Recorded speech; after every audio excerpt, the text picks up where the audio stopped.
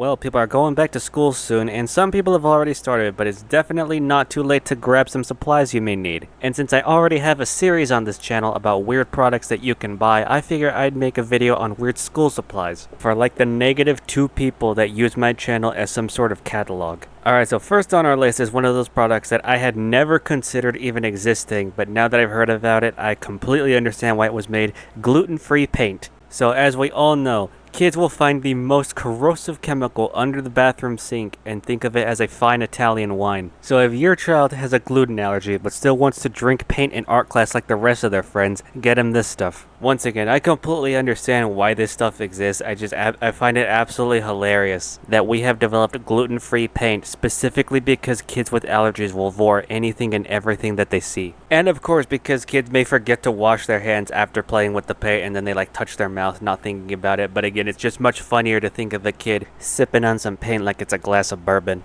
I didn't even know a lot of paints use wheat as an ingredient, but apparently it is very much a thing for like kids paints and craft paints. Now I did find a blog called Adventures of a Gluten-Free Mom, and she actually suggested buying your kids some disposable art gloves, so if they need to do some arts and crafts project, they can slip those on and then they don't have to worry about gluten allergens on their hands. And I think that's a pretty elegant solution. I recommend that one, especially since those gloves could probably come in handy for various reasons. I'm going to tell a story from when I was in school. So in English class, we read a short story and then we had to build a diorama based around it. So we busted out the old shoebox, got our popsicle sticks out and ready. Me being the classically trained artiste that I am, I was designated to draw a dude holding a stick while aura farming. And ours was coming along pretty nicely. And then we hear a bunch of kids going, "Hey, my hand is stuck gray. We have some problems here." And so we look over. These kids, their hands, some of their arms, I think somebody had some on their face too. They had this gray paint on it, and they were scrubbing hard, and it was not coming off. So some kid brought some gray paint from their house. This is a multi-day project, by the way. I forgot to tell you all that. And I don't know what this stuff was made with. I can only assume this stuff is made to paint the outside of a house, because I think if you power washed these children, it would have not come off of their skin. So these kids had to finish the rest of the day and walk around maybe a day or two after with gray palms as a constant reminder of the travesty that ensued that day. So I imagine if that one kid brought that extra heavy-duty super paint that they used to paint their friggin' tornado shelter or something, it would have been pretty helpful if somebody also busted out some rubber gloves.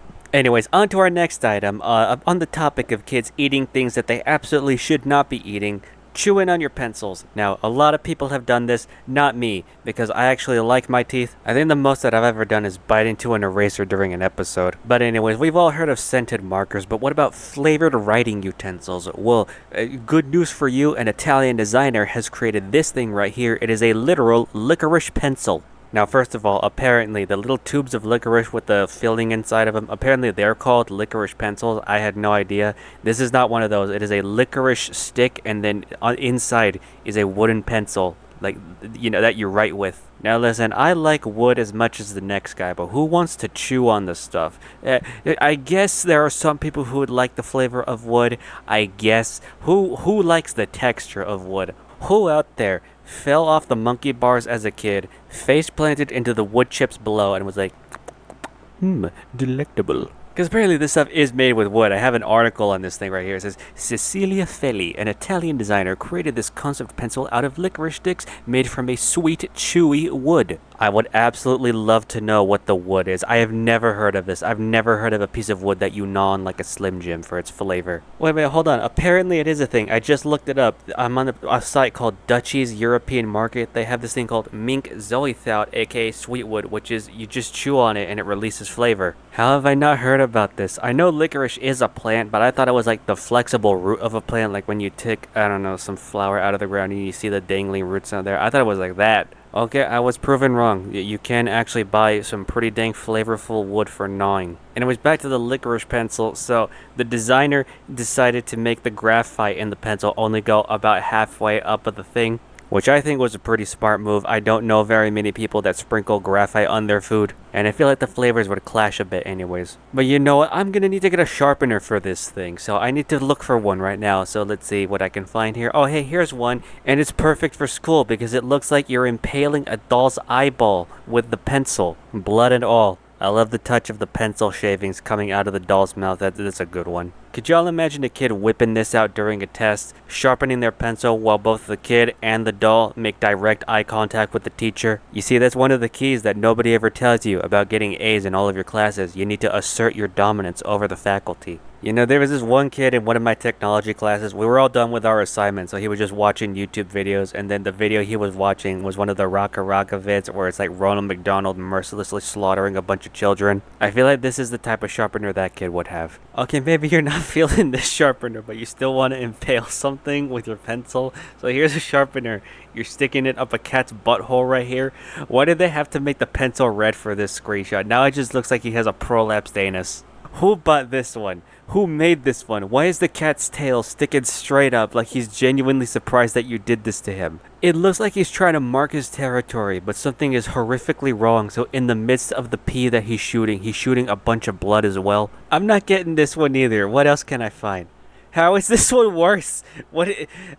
Who's the freak that made this one? This one is double cheeked up on all fours with a red pencil shoved up their rectum. Did I just accidentally stumble upon like a serial killer enthusiast website? I feel like I just got on a list somewhere for downloading both of these images. You know, in YouTube Studio, you can see what devices people are watching your vids on. Apparently, there's at least one person out there who's watching my videos on their TV.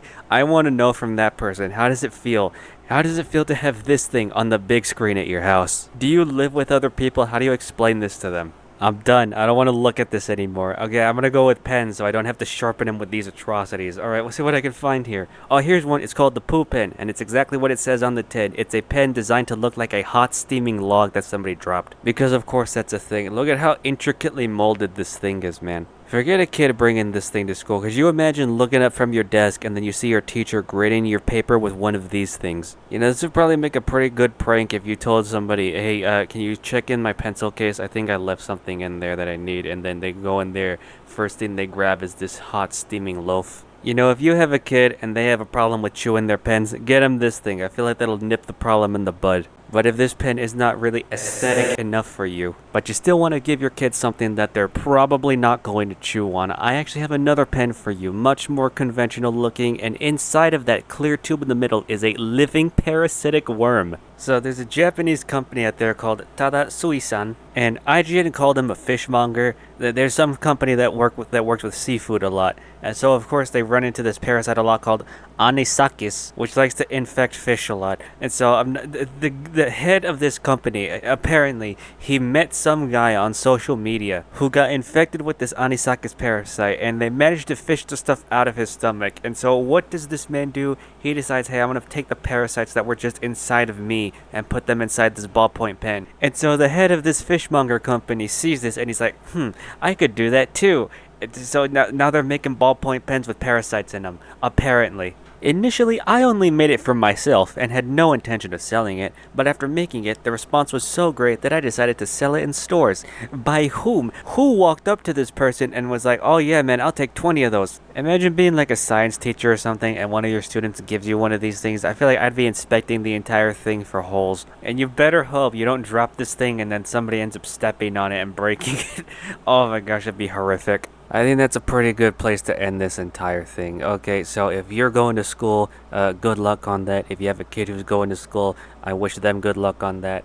And remember to cook your fish properly. Actually, I'm going to add one more completely random thing. Do y'all know about the band Terra Melos? They have a song called Weird Circles, and the vocal line goes like this.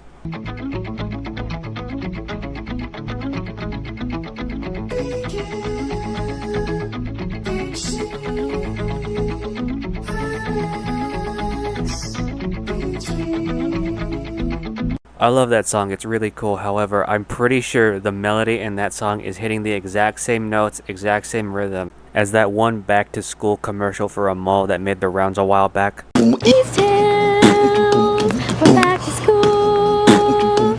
Y'all tell me in the comments, am I wrong?